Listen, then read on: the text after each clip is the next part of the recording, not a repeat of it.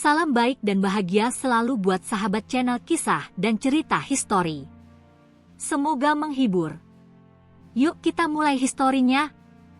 Di zaman dahulu, saat bumi masih muda dan manusia baru saja mulai mengukir jejak-jejak pertama mereka di muka bumi, cerita tentang asal-usul kehidupan beredar dalam bisik angin dan percakapan di sekitar api unggun. Cerita-cerita ini, yang diwariskan turun-temurun, bukan sekadar legenda, tetapi juga cerminan dari cara manusia melihat dunia mereka, mencoba memahami kekuatan yang lebih besar dari diri mereka. Dalam mitos dan kepercayaan kuno, kehidupan dimulai dengan dewa-dewa yang menciptakan segala sesuatu yang ada di semesta ini.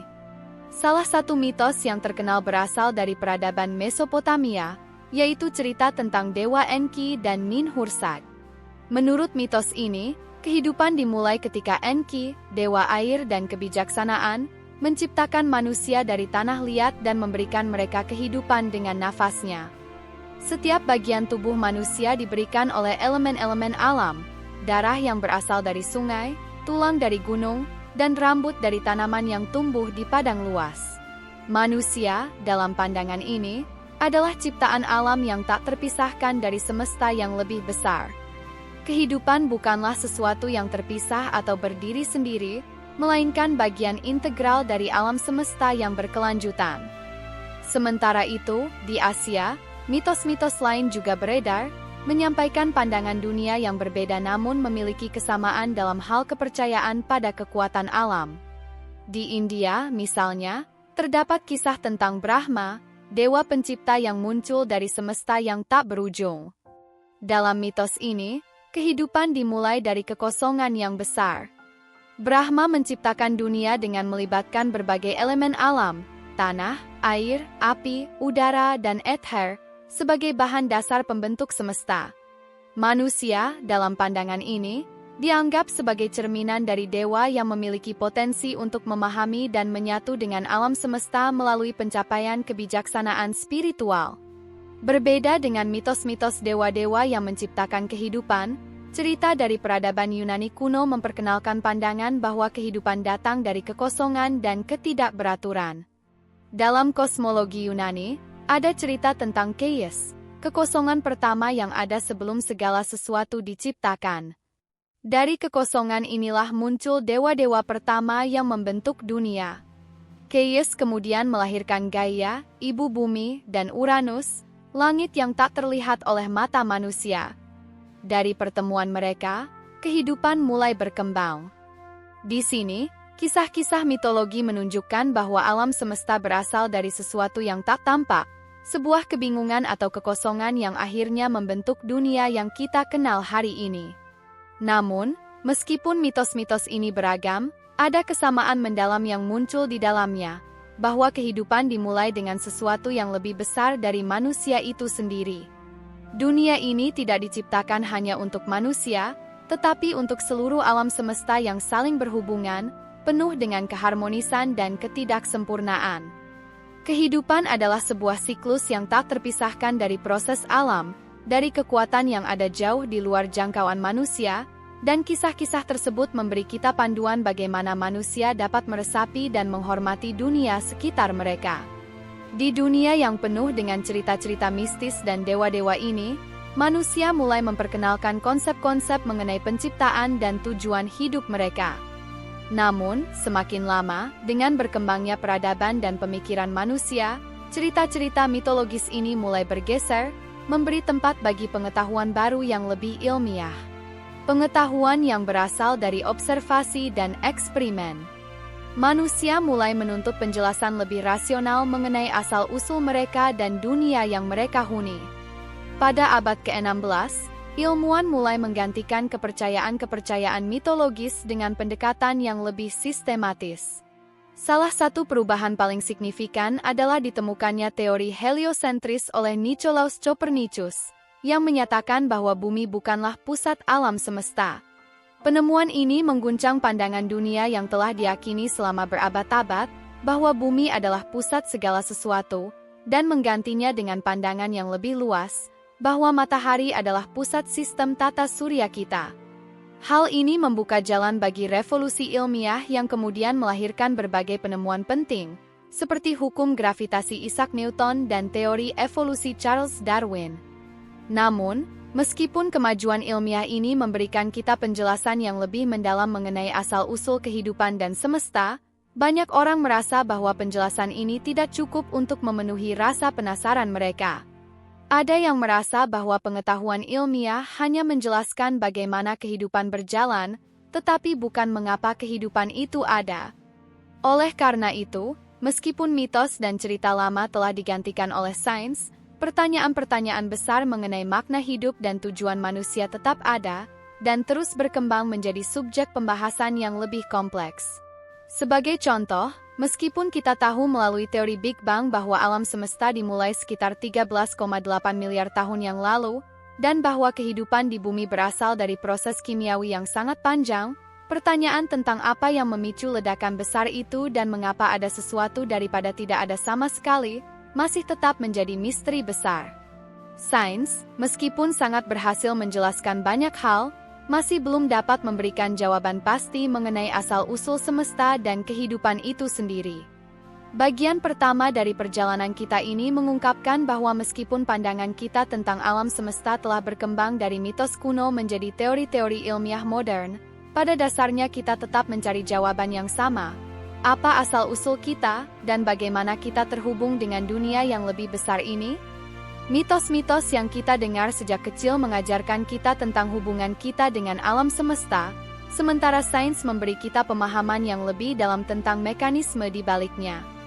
Keduanya, mitos dan sains, memiliki peran penting dalam perjalanan panjang manusia untuk memahami alam semesta yang tak pernah sama. Setelah manusia menyelami mitos-mitos kuno yang mengisahkan asal-usul kehidupan dan semesta, pencarian akan kebenaran mulai beralih ke ranah rasionalitas.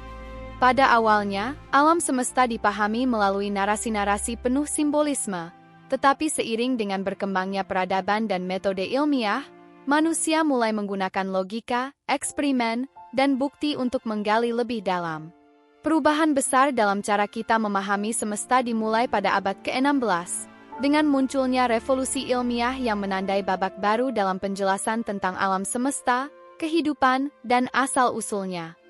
Dengan penemuan teori heliosentris oleh Nicolaus Copernicus, pandangan bahwa bumi adalah pusat semesta yang selama berabad-abad diyakini masyarakat mulai digantikan. Copernicus mengemukakan bahwa matahari, bukan bumi, yang terletak di pusat tata surya, dan bumi serta planet lainnya mengelilinginya. Meskipun teorinya sempat menimbulkan kontroversi besar, penemuan ini membuka jalan bagi pengetahuan yang lebih luas mengenai hukum-hukum alam yang mengatur kehidupan di bumi dan semesta secara keseluruhan. Namun, revolusi besar dalam pemahaman alam semesta yang sebenarnya terjadi tidak lama setelahnya, ketika Galileo Galilei menggunakan teleskop pertama kali untuk mengamati langit. Penemuan-penemuan Galileo, seperti pergerakan bulan di sekitar Jupiter, dan konfirmasi bahwa bumi bukan satu-satunya pusat pergerakan langit, mengubah paradigma yang telah lama diyakini. Pandangan semesta yang terpusat pada bumi tergerus oleh pandangan baru yang lebih luas dan lebih dinamis, di mana bumi hanyalah salah satu dari sekian banyak planet yang mengelilingi matahari. Perkembangan selanjutnya dalam ilmu pengetahuan datang dari Isaac Newton, yang menemukan hukum gravitasi dan memberikan dasar-dasar mekanika klasik.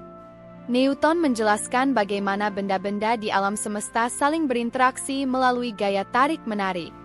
Semua benda di alam semesta, baik planet, bintang, atau bahkan objek yang kita lihat sehari-hari, terikat oleh hukum alam yang sama.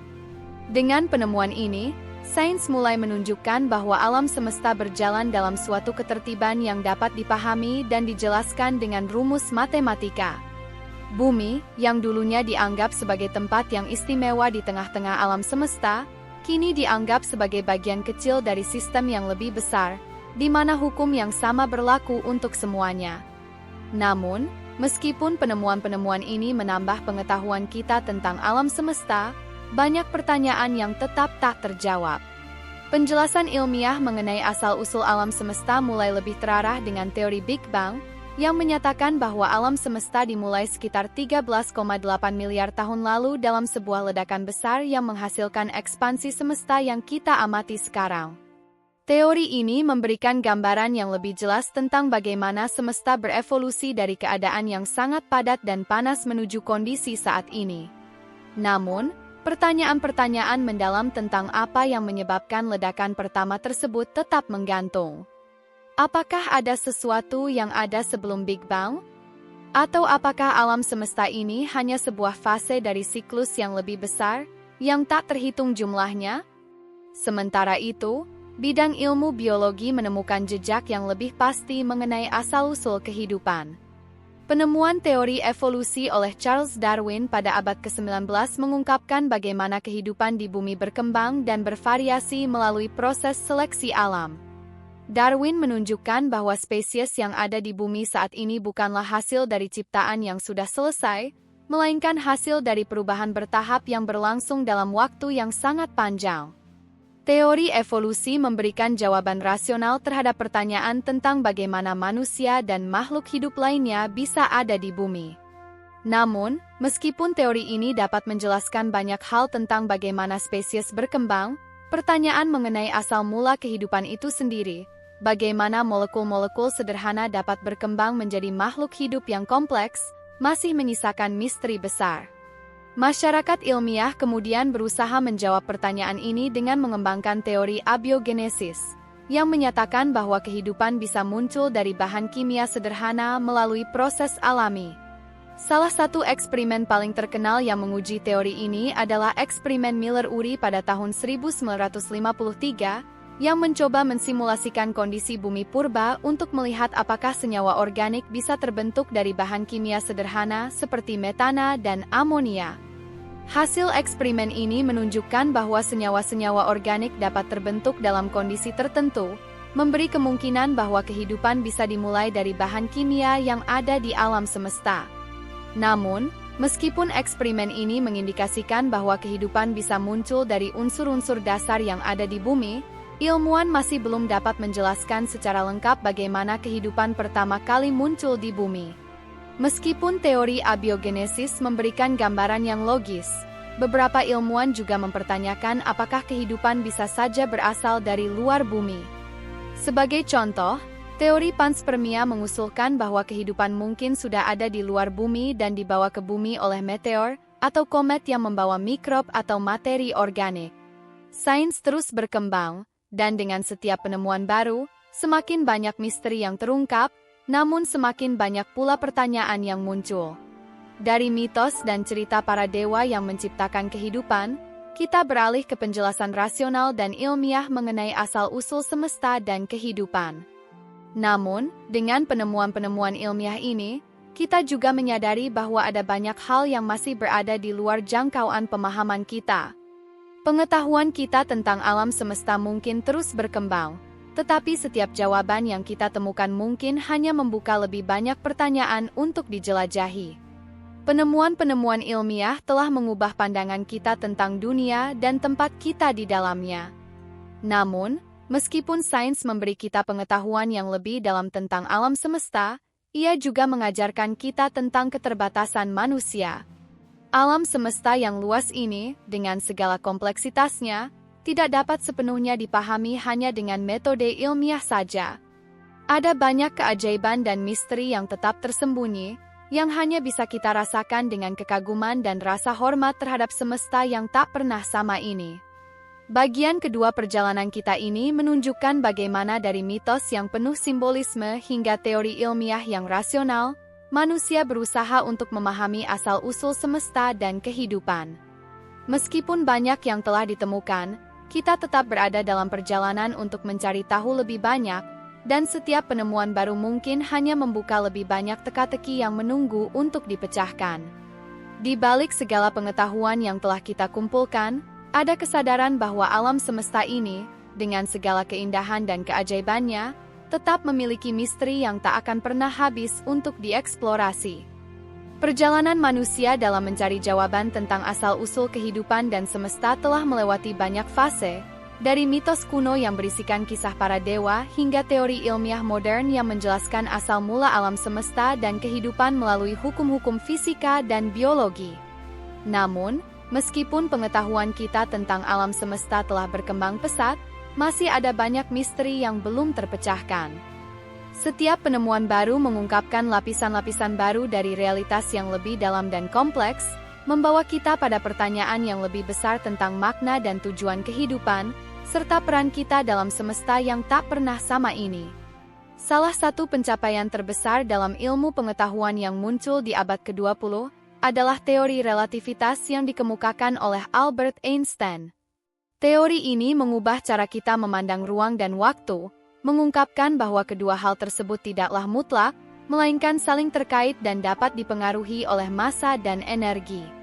Konsep ruang waktu ini membuka wawasan baru dalam memahami alam semesta yang lebih luas, di mana benda-benda besar seperti bintang dan planet dapat mempengaruhi perjalanan waktu dan bentuk ruang di sekitarnya. Dengan teori ini, Einstein memberikan kita alat untuk memahami fenomena-fenomena kosmik yang sebelumnya tidak terjangkau oleh pemikiran manusia. Penemuan lainnya yang sangat penting adalah konsep gelombang gravitasi, yang pertama kali terdeteksi oleh para ilmuwan pada tahun 2015. Gelombang gravitasi merupakan riak-riak dalam ruang waktu yang ditimbulkan oleh pergerakan objek besar dan sangat masif, seperti tabrakan antara dua lubang hitam. Penemuan ini mengonfirmasi salah satu prediksi penting dalam teori relativitas umum Einstein, dan memberikan bukti lebih lanjut tentang cara alam semesta bekerja pada skala yang sangat besar dan sangat kecil. Gelombang gravitasi membuka kemungkinan baru bagi kita untuk mempelajari objek-objek yang sangat jauh dan misterius, memberikan wawasan yang lebih dalam tentang alam semesta yang terus berkembang. Di bidang biologi, kita juga telah mencapai kemajuan yang luar biasa, terutama dengan penemuan struktur DNA pada tahun 1953 oleh James Watson dan Francis Crick. Penemuan ini membuka jalan bagi pemahaman lebih lanjut tentang bagaimana kehidupan berkembang dan beradaptasi melalui pewarisan genetik. Struktur helix ganda DNA memberikan penjelasan mendalam tentang bagaimana informasi genetik disalin, diteruskan, dan dimodifikasi dari satu generasi ke generasi berikutnya. Dengan pemahaman ini, manusia kini dapat memanipulasi genetik untuk berbagai tujuan, mulai dari penelitian medis hingga pengembangan tanaman yang lebih tahan terhadap perubahan iklim. Namun, meskipun kita kini memiliki pengetahuan yang lebih dalam tentang bagaimana kehidupan bekerja pada level molekuler, masih ada banyak yang belum kita pahami mengenai kompleksitas organisme hidup dan interaksinya dengan lingkungan mereka.